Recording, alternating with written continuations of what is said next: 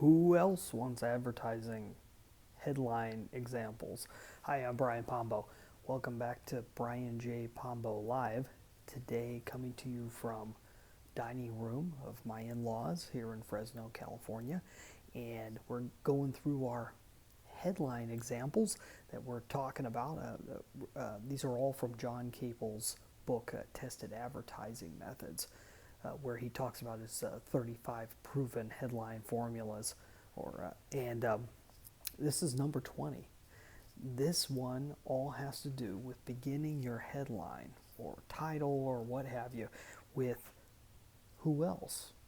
And I love this one because I originally learned this one early in my career with internet marketing, and I was working with Adam Short, who has the Niche Profit Classroom. I don't know if he still calls it that or if he still has that open to the public, but that was a great class training session to go through, and he was one of the first ones that introduced me to the idea of headlines. It was specifically for internet marketing, but it was using all those direct response techniques like John Caples would teach about. But this was the first time I was being exposed to it, and one of the ones that he uses was the who else example. And it's a basic question. Here's a couple of examples of it. Who else wants a whiter wash with no hard work? Who else wants a kissable complexion within 30 days? Who else has hair that won't stay? What is this? Who else has hair that won't stay combed? You could use it with whatever. Using who else automatically it asks the person whether they're one of the else.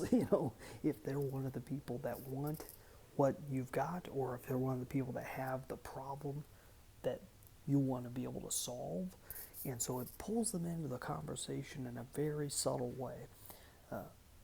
But it's a great way to be able to get attention. It was one of the earliest headline formulas that I used over and over and over again, and it's really a useful one. Hopefully it makes sense to you.